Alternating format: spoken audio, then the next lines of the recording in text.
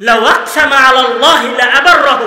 তারপরে রাসূল সাল্লাল্লাহু আলাইহি ওয়াসাল্লাম যে কথাটা বলছেন সেটা হচ্ছে যে ফাইনিস্তাতা'তা, হে আমার সামনে উপবিষ্ট সাহাবী, ফাইনিস্তাতা'তা, যদি তুমি সক্ষম হও, আইয়াস্তাগফিরা লাকা, যে ওই ব্যক্তি তোমার জন্য ক্ষমা প্রার্থনা করবে, ফাস্তাগফির লাহু, তাহলে তুমি তার কাছে ক্ষমা প্রার্থনা করো।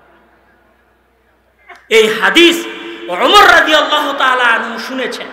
এবার এই ব্যক্তি ওয়াইস ইবনে আমির নামে ওই ব্যক্তি ওমর রাদিয়াল্লাহু তাআলা আনহুর শাসন আমলে মদিনায় এসেছেন। তখন ওমর রাদিয়াল্লাহু তাআলা আনহুর মতো ব্যক্তি তার সামনে গিয়ে এই হাদিস বর্ণনা করছে আর বলছে যে আপনি কি আমার জন্য একটু ক্ষমা প্রার্থনা করবেন? ইসলামের দ্বিতীয় খলিফা ওমর রাদিয়াল্লাহু তাআলা আনহুর মতো ব্যক্তি একজন সাধারণ মানুষের কাছে গিয়ে বলছেন আপনি কি আমার জন্য একটু ক্ষমা প্রার্থনা করবেন? কেননা রাসূল সাল্লাল্লাহু আলাইহি ওয়াসাল্লাম বলেছিল যে আপনি যার জন্য যা চাইবেন আপনার সব চাওয়া আল্লাহ তাআলা পূরণ করে দেবেন। এই ব্যক্তির এত বড় ফাদিলা, এর কারণ ছিল যে গুরুত্বপূর্ণ যে কারণ ছিল সেটি ছিল তার মায়ের সাথে সদ্ব্যবহার। তার মায়ের সাথে সদ্ব্যবহারের মাধ্যমে সে যেমন উচ্চ স্থান লাভ করেছিল মহান আল্লাহ তাআলার কাছে, সে আরো একটা জিনিস লাভ করেছিল, সেটা হচ্ছে তার রোগ মুক্তি সে লাভ করেছিল। রোগ, তার শরীরে চর্মরোগ ছিল, মায়ের সাথে খিদমত করার মাধ্যমে, মায়ের কথা শ্রবণের মাধ্যমে, মায়ের সাথে সদ্ব্যবহার করার মাধ্যমে সে তার রোগ থেকে মুক্তি লাভ করেছিল। আপনি যদি আপনার মায়ের খিদমত করেন, হতে পারে আপনি একটা কঠিন রোগে ভুগছেন আর মহান আল্লাহ তাআলা করুণা করে আপনার মায়ের দিকে তাকিয়ে আপনার ওই রোগ ভালো করে দিল। এটা হতে পারে। এটা হতে পারে কিভাবে আমি আপনাকে আরো একটু দেখাই। আপনারা আব্বুর যখন বক্তব্য শুনেছেন তখন আব্বুর বক্তব্যে জুরাইজ নামে এক ব্যক্তির বিখ্যাত ঘটনা আমার মনে হয় যে আপনারা সবাই শুনেছেন, যারা আব্বুর বক্তব্যে জুরাইজ নামে ব্যক্তির ঘটনা শুনেছেন। আমি ওই ঘটনা ঠিক হুবাহু ওইভাবে পেশ করতে চাই না, আমি ওই ঘটনার মূল কিছু কথা আপনার সামনে পেশ করতে চাই।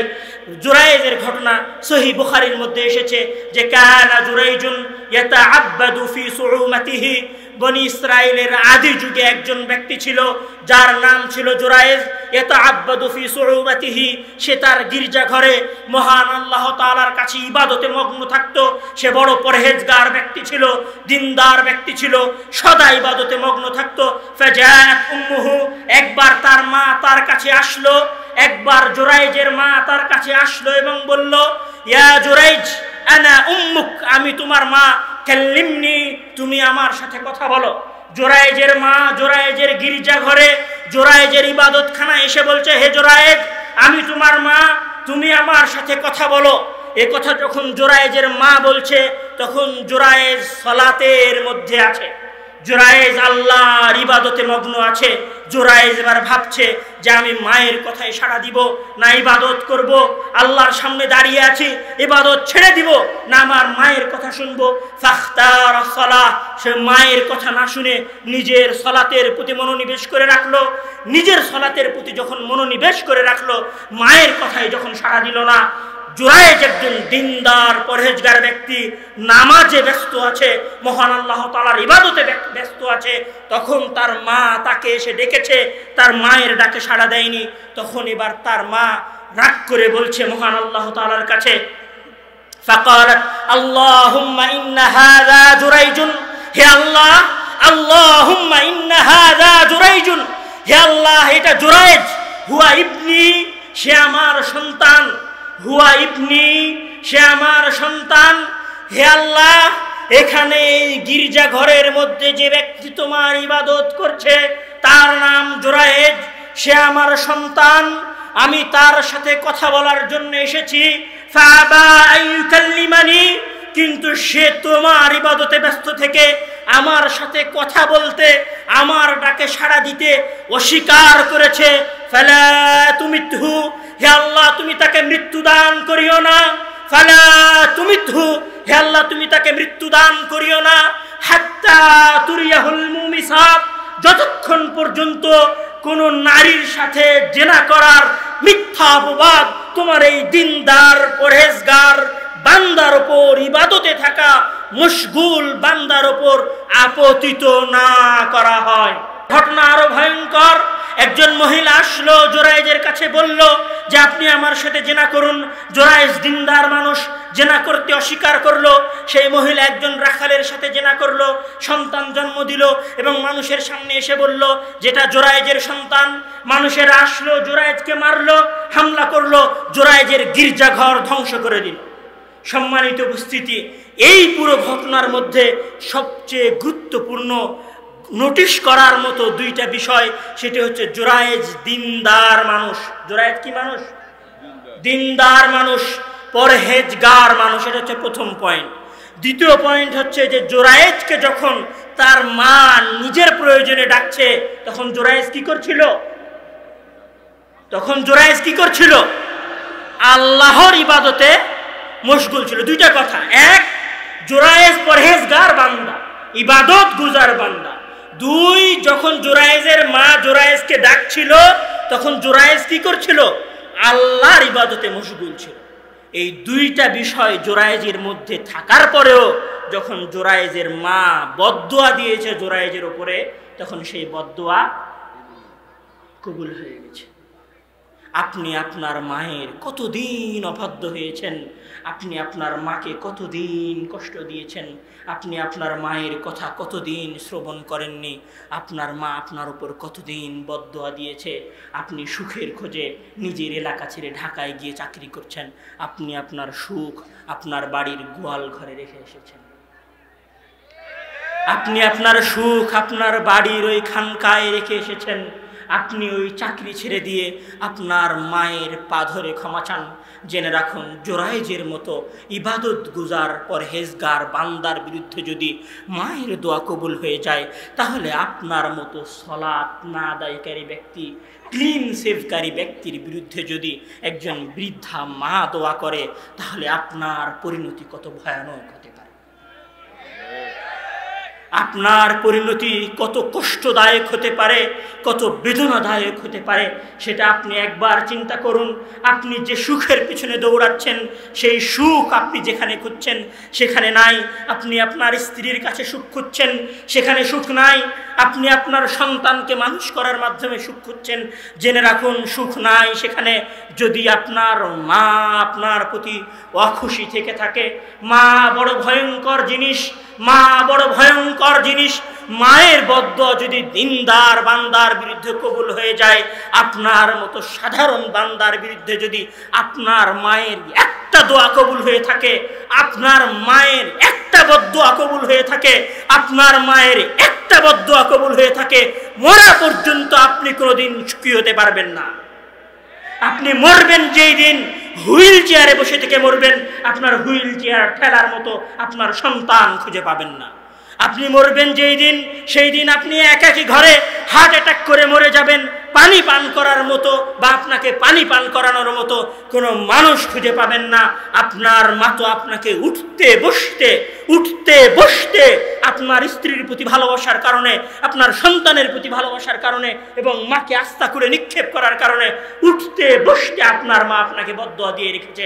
এবার আপনার দায়িত্ব, আপনি কল্পনা করুন আপনি এবার কি করবেন। ফিরে যান ওই রাজশাহী, সুদূর সৌদি, সুদূর দুবাই থেকে ফিরে আসুন।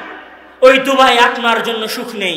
ওই কোটি টাকা দিয়ে আজকে সুখ কিনতে পারবেন, মরার আগে হয়তো আপনার ভয়ঙ্কর পরিণতি হতে পারে। আপনার মা যদি জীবিত থেকে থাকে, আপনার বাবা যদি জীবিত থেকে থাকে, গিয়ে তাদের পায়ে পড়ে ক্ষমা চান, গিয়ে তাদের পায়ে পড়ে ক্ষমা চান, তাদের কাছে ক্ষমা ভিক্ষা করুন, ক্ষমা প্রার্থনা করুন, তাদের কাছে ক্ষমা চান, তাদের কাছে ক্ষমা চান, ক্ষমা ভিক্ষা করুন। আপনার মায়ের একটা দোয়া আপনার জন্য আপনার ভবিষ্যৎ যেমন ধ্বংস করতে পারে, ঠিক তেমনিভাবে আপনার মায়ের একটা দোয়া আপনার ভবিষ্যৎকে উজ্জ্বল করতে পারে। সম্মানিত উপস্থিতি, তারপরে আমি আরো সামনের দিকে যাচ্ছি। আন আবি হুরায়রা রাদিয়াল্লাহু তাআলা আনহু قال قال رسول الله صلى الله عليه وسلم ثلاث دعوات। রাসূল সাল্লাল্লাহু আলাইহি ওয়াসাল্লামের হাদিস। আন আবি হুরায়রা রাদিয়াল্লাহু তাআলা আনহু قال قال رسول الله صلى الله عليه وسلم ثلاث دعوات يستجاب لهن لا شك فيهن ثلاث دعوات يستجاب لهن لا شك فيهن دعوة المظلوم، دعوة المسافر، ওয়া দাওয়াতুল ওয়ালিদি লিওয়ালাদি। আবু হুরায়রা রাদিয়াল্লাহু তাআলা আনহু এর পক্ষ থেকে বর্ণিত বিখ্যাত হাদিস, তিনি বলছেন, শুনে রাখো হে মানুষেরা, শুনে রাখো হে সাহাবায়ে কেরামেরা, রাসূল সাল্লাল্লাহু আলাইহি ওয়াসাল্লাম বলেছেন, সালাসু দাওয়াতিন, তিন ধরনের ব্যক্তির দোয়া রয়েছে, তিন ধরনের ব্যক্তির দোয়া রয়েছে যাদের দোয়া মহান আল্লাহ তাআলা ফিরিয়ে দেন না, যাদের দোয়া মহান আল্লাহ তাআলা ফিরিয়ে দেন না। তাদের মধ্যে প্রথম দোয়া হচ্ছে দাওয়াতুল মাজলুম, মজলুম ব্যক্তির দোয়া, দাওয়াতুল মুসাফির, সফরকারী ব্যক্তির দোয়া। তৃতীয় নম্বরে এসে বলছেন দাওয়াতুল ওয়ালিদি লিওয়ালাদি, পিতার পক্ষ থেকে সন্তানের জন্য দোয়া, মায়ের পক্ষ থেকে সন্তানের জন্য দোয়া। কোন মা যদি তার সন্তানের জন্য দোয়া করে, কোন পিতা যদি তার সন্তানের জন্য দোয়া করে, তাহলে সেই দোয়া কবুল করা হয়, লা শাক্কা ফীহিন্না, এবং এই দোয়া কবুল হওয়ার বিষয়ে কোনো সন্দেহ নেই। সম্মানিত উপস্থিতি, আমি আপনাকে বলতে চাচ্ছি, আপনি আপনার মায়ের অবাধ্য হয়েছেন, আপনার মা আপনার প্রতি অপবাদ দিয়েছে, আপনার মা আপনার প্রতি বদদোয়া দিয়েছে, আপনি আপনার মায়ের কোলে, মায়ের আঁচলের তলে আবার ফিরে আসুন, আপনার মায়ের কাছে ক্ষমা ভিক্ষা চান। আপনার মা যদি আপনার জন্য দোয়া করে, মহান আল্লাহ তাআলা, রাসূল সাল্লাল্লাহু আলাইহি ওয়াসাল্লাম বলছেন, মায়ের দোয়া ফিরিয়ে দেওয়া হয় না। অন্য হাদিসে এসেছে, সালাসু দাওয়াতিন মুস্তাজাবাতুন লাহুন্না লা শাক্কা ফীহিন্না দাওয়াতুল ওয়ালিদি লিওয়ালাদি। প্রথম পয়েন্টে যে দোয়ার কথা এসেছে সেটা হচ্ছে তিন ধরনের দোয়া রয়েছে যেই দোয়া ফিরিয়ে দেওয়া হয় না। তার মধ্যে সর্বপ্রথম দোয়া হচ্ছে সন্তানের জন্য মায়ের দোয়া, সন্তানের জন্য মায়ের দোয়া। আপনার চাকরি হচ্ছে না, দিন বা দিন অফিসের দরজায় ধাক্কা খাচ্ছেন, মায়ের পায়ে পড়ে মায়ের কাছে আকুতি মিনতি করে বলুন, হে আমার মা, তুমি শেষ রাতে উঠে যখন নিজের জন্য তাহাজ্জুদের সালাত আদায় করো, তখন আমার জন্য একটু কাকুতি মিনতি করে চাকরির জন্য দোয়া করিও তো। আপনার মা যদি পরহেজগার হয়, আপনার মা যদি দিনদার হয়, সারা বছর আপনি চাকরির জন্য খুঁজে যে চাকরি পাননি, রাসূল সাল্লাল্লাহু আলাইহি ওয়াসাল্লামের হাদিস বলছে আপনার মায়ের একটা দোয়ায় আপনার চাকরি হয়ে যেতে পারে। আপনি অসুখে ভুগছেন, কোটি কোটি টাকা অসুস্থতার পিছনে খরচ করছেন নিজেকে সুস্থ করার জন্য।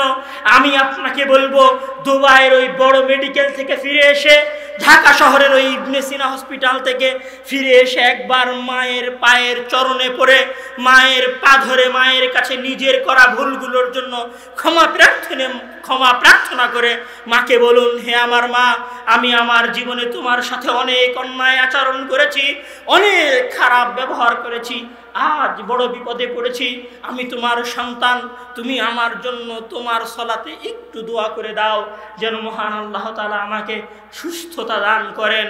এই দোয়া মায়ের কাছ থেকে নিয়ে পুনরায় চিকিৎসা শুরু করুন, হতে পারে মহান আল্লাহ তাআলা আপনার মায়ের কারণে আপনার অসুস্থতা দূর করে দিতে পারে।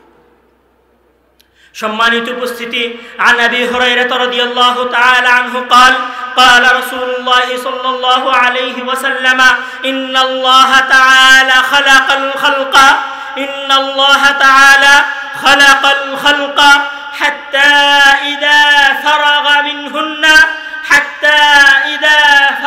منهن قامت الرحم فقالت هذا مقام العائد بك من القطيعة هذا مقام العائد بك من القطيعة فقال أما ترضين أن أصل من وصلك وأقطع من قطعك أن أصل من وصلك وأقطع من قطعك। আবু হুরায়রা রাদিয়াল্লাহু তাআলা আনহুতে বর্ণিত, রাসূল সাল্লাল্লাহু আলাইহি ওয়াসাল্লাম বলছেন, সবচেয়ে ভয়ঙ্কর কথা পিতামাতার সাথে সম্পর্ক ছিন্নকারীদের জন্য। রাসূল সাল্লাল্লাহু আলাইহি ওয়াসাল্লাম বলছেন যে যখন মহান আল্লাহ তাআলা দুনিয়া সৃষ্টি করা সম্পূর্ণ করলেন, ওয়া ফারাগ খালাকাল খালকা, দুনিয়া সৃষ্টি করা শেষ করলেন, হাত্তা ইযা ফারাগা, এবং দুনিয়া সৃষ্টি করা থেকে ফারেক হয়ে গেলেন। কামাতির রহিম, তখন আত্মীয়তার সম্পর্ক উঠে দাঁড়ালো। কামাতির রহিম, তখন আত্মীয়তার সম্পর্ক উঠে দাঁড়ালো। আত্মীয়তার সম্পর্ক মানে সন্তানের সাথে মায়ের সম্পর্ক, সন্তানের সাথে পিতার সম্পর্ক, পিতার সাথে মায়ের সম্পর্ক, মায়ের সাথে পিতার সম্পর্ক উঠে দাঁড়ালো। উঠে দাঁড়িয়ে বলল, হাযা মুকামুল আইদি বিকা মিনাল কাতিয়া, হে আল্লাহ তাআলা, আজকে আমি এই জায়গায় আপনার কাছে সম্পর্ক ছিন্নকারী থেকে আশ্রয় চাচ্ছি। সম্মানিত উপস্থিতি, মনোযোগ দিয়ে শুনুন। রাসূল সাল্লাল্লাহু আলাইহি ওয়াসাল্লাম বলছেন, আত্মীয়তার সম্পর্ক উঠে দাঁড়ালো এবং আল্লাহকে উদ্দেশ্য করে বলল, আমি আপনার কাছে আত্মীয়তার সম্পর্ক ছিন্নকারী থেকে আশ্রয় প্রার্থনা করছি। এটা গেল এক অংশের কথা। যখন আত্মীয়তার সম্পর্ক ছিন্নকারী ব্যক্তির বিষয়ে আত্মীয়তার সম্পর্ক মহান আল্লাহ তাআলার কাছে প্রার্থনা করলো, তখন মহান আল্লাহ তাআলা বলছেন, আমা তারদিন, হে আত্মীয়তার সম্পর্ক, আমা তারদিন, হে আত্মীয়তার সম্পর্ক, হে সন্তানের সাথে মায়ের সম্পর্ক, হে পিতার সাথে মায়ের সম্পর্ক, আমা তারদিন, তুমি কি সন্তুষ্ট নও আন আসিলা, যে আমি ওই ব্যক্তির সাথে সম্পর্ক বজায় রাখবো যে ব্যক্তি তার মায়ের সাথে সম্পর্ক বজায় রাখবে। হে আত্মীয়তার সম্পর্ক, তুমি কি সন্তুষ্ট নও যে আমি আন আসিলা মান ওয়াসালাক, যে আমি ওই ব্যক্তির সাথে সম্পর্ক রাখবো যে তার মায়ের সাথে সম্পর্ক রাখবে? তুমি কি সন্তুষ্ট নও যে আমি ওই ব্যক্তির সাথে সম্পর্ক রাখবো যে তার পিতার সাথে সম্পর্ক রাখবে? আমা তারদিন, তুমি কি সন্তুষ্ট নও যে আমি ওই ব্যক্তির সাথে সম্পর্ক ছিন্ন করব মান কাতাআত, যে তোমার সাথে সম্পর্ক ছিন্ন করবে? সম্মানিত উপস্থিতি, কতটা ভয়ঙ্কর পরিস্থিতি! আপনি যদি আপনার মায়ের সাথে সম্পর্ক ছিন্ন করেন, আপনি যদি আপনার মায়ের সাথে কথা বন্ধ করে থাকেন, আজ থেকে 1 বছর আগে, 1.5 বছর আগে, জেনে রাখুন, যেই দিন আপনি আপনার মায়ের সাথে সম্পর্ক ছিন্ন করেছেন, যেই দিন আপনি আপনার মায়ের সাথে সম্পর্ক ছিন্ন করে আপনার স্ত্রীর ভালোবাসায় দূর দেশে পাড়ি জমিয়েছেন, সেই দিন মহান আল্লাহ তাআলাও আপনার সাথে সম্পর্ক ছিন্ন করে দিয়েছে। আপনার এই ইবাদত, আপনার এই সালাত, আপনার এই বান্দেগি, আপনার এই পরহেজগারিতা কোনো মূল্য নেই যদি আপনি আপনার পিতামাতার সাথে সম্পর্ক ছিন্ন করে থাকেন। কেননা মহান আল্লাহ তাআলা বলছে যে আমি ওই ব্যক্তির সাথে সম্পর্ক ছিন্ন করে দিব যে তার মায়ের সাথে সম্পর্ক ছিন্ন করবে, আমি ওই ব্যক্তির সাথে সম্পর্ক ছিন্ন করে দেব যে তার পিতার সাথে সম্পর্ক ছিন্ন করবে। সম্মানিত উপস্থিতি, পিতামাতার সাথে সম্পর্ক বজায় রাখার চতুর্থ উপকারিতা আপনার জন্য এইটা যে আপনি যদি আপনার পিতামাতার সাথে সম্পর্ক বজায় রাখেন, তাহলে মহান আল্লাহ তাআলা আপনার সাথে সম্পর্ক বজায় রাখেন। সম্মানিত উপস্থিতি, পিতামাতার সাথে সদাচরণ করার পঞ্চম উপকারিতা, রাসূল সাল্লাল্লাহু আলাইহি ওয়াসাল্লামের হাদিস, তিনি বলছেন, আন আব্দুল্লাহ ইবনে আমর আনিন নবী সাল্লাল্লাহু আলাইহি ওয়াসাল্লাম قال عن عبد الله بن عمرو رضي الله تعالى عنه عن النبي صلى الله عليه وسلم قال رضا الرب في رضا الوالدين وسخط الرب في سخط الوالدين। হে পৃথিবীর মানুষ, হে জগতের মানুষেরা, হে পৃথিবীর মানুষেরা, তোমরা শুনে রাখো, তোমরা যারা আল্লাহর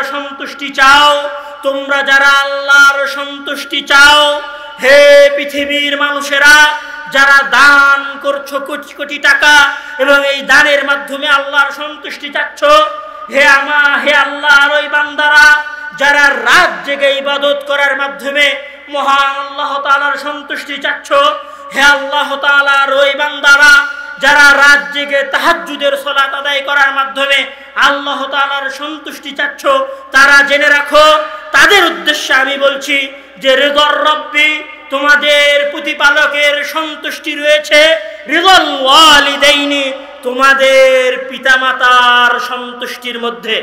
সম্মানিত উপস্থিতি, আমি আপনাকে এই হাদিসের ভয়াবহতা এবং এই হাদিসের ভয়ঙ্কর রূপ কিভাবে বুঝাই। মহান আল্লাহ তাআলা বলছেন যে রিদার রব্বি, মহান আল্লাহ তাআলা বলছেন, রাসূল সাল্লাল্লাহু আলাইহি ওয়াসাল্লামের হাদিস, যে রিদর রব্বি, প্রতিপালকের সন্তুষ্টি রয়েছে, আল্লাহ তাআলা সন্তুষ্টি হন। মালিকুল আমলাক, যিনি রব্বুল আলামিন, যিনি রহমান, যিনি রহিম, যিনি যুল জাবারুত, যিনি মালিক, সব কিছুর যিনি মালিক, যিনি রাজাধিরাজ, যিনি বিশ্বের অধিপতি।